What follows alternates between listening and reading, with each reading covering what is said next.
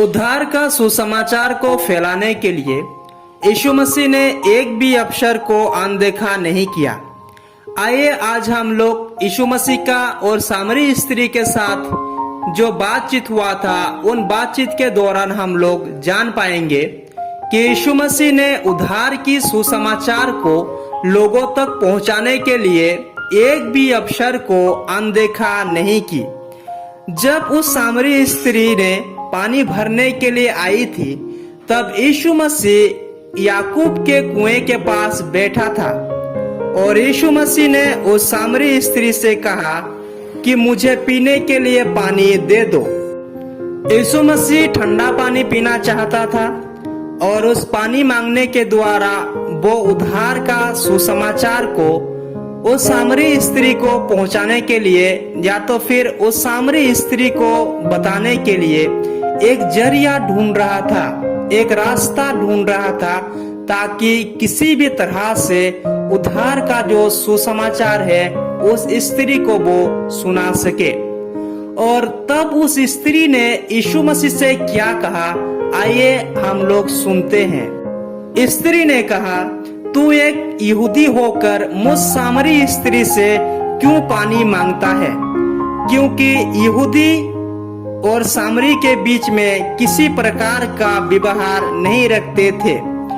यीशु ने उत्तर दिया, यदि तू परमेश्वर के वरदान को जानती और यो भी जानती कि वो कौन है जो तुझसे कहता है मुझे पानी पिला, तो तू उससे मांगती और वो तुझे जीवन का जल देता। जो कोई इस जल को पिएगा वो फिर प्यासा होगा, परंतु जो कोई उस जल में से पिएगा जो मैं उसे दूंगा वो फिर अनंत काल तक प्यासा ना होगा। वरन जो जल मैं उसे दूंगा वो उसमें एक सोता बन जाएगा जो अनंत जीवन के लिए उमड़ता रहेगा।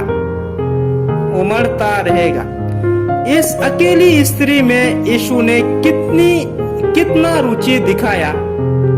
यीशु का शब्द कितने साफ और कितने जोशीले थे।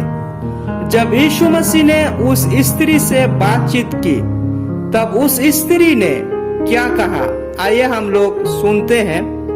उस स्त्री ने अपना घड़ा छोड़कर शहर में चली गई और अपने मित्र को कहने लगी और उसने कहा, आओ एक मनुष्य को देखो जिसने सब कुछ जो मैंने किया था मुझे बता दिया।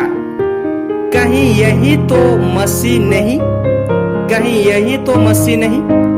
उस शहर के बहुत सामरियों ने उस पर विश्वास किया और इस बात का अनुमान लगा सकते हैं कि इन शब्द के असर से अब तक कितने आत्माएं बचाए गए होंगे। बहुत सी आत्माएं बचाए गए होंगे। तो हमें आज इस सरमन के द्वारा पता चला कि यीशु मसीह ने एक भी अवसर को जो उसे मिला उसको वो अनदेखा नहीं की ताकि लोगों को किसी भी तरह से सुसमाचार को जो है सुनाया जा सके। और उसने सुसमाचार को सुनाने के लिए उसने जरिया अपनाया, एक रास्ता ढूंढा कि किस तरह से लोगों को सुसमाचार बताया जा सके। उसने एक आत्माओं को भी जीतने के लिए बहुत रुचि दिखाया यीशु मसीह ने। तो हमें आज पता चलता है इस सरमन के द्वारा कि हम लोगों ने अपने जीवन में हमें कितने अवसर मिला ताकि सुसमाचार को लोगों के पास पहुंचाया जा सके या तो फिर दूसरों को सुनाया जा सके। हमें कितने लोग मिले ताकि हम दूसरों को सुसमाचार को बता सके। हम लोगों ने कितने बार अनदेखा किया। आज जो सुसमाचार यीशु मसीह के पास है और जो पास था उसने उनको दिया और वो सुसमाचार था उद्धार का सुसमाचार। तो इसी तरह से हमारे पास भी एक सुसमाचार है और वो सुसमाचार है दूसरे आगमन का सुसमाचार। और इस सुसमाचार को सुनाने के लिए हम लोगों ने कितने अवसर का अनदेखा किया है और कितने समय हम लोगों ने यूं ही जाने दिया है और कितने लोगों को हम लोगों ने नहीं बताया है, हम लोग जान सकते हैं। और इस सरमन के द्वारा हम लोग सीख सकते हैं कि एक भी आत्मा को बचाना कितना कीमती है और हम आत्माओं को बचाने में कितना रुचि रखना चाहिए ताकि कोई खो ना जाए। इस बात को यीशु मसीह आज हमें सिखाता है। तो आइए आज हम जहां कहीं भी अनदेखा किए हैं इस सुसमाचार को बताने के लिए कि यीशु मसीह आने वाला है, हम लोग ध्यान रखें कि हम लोग अनदेखा नहीं करें और हम लोग जो है यीशु मसीह का सुसमाचार को लोगों को बताने के लिए रुचि रखें और एक जरिया ढूंढे कि हम किस तरह से दूसरे आगमन के बारे में जो यीशु मसीह आने वाला है उसको बता सके।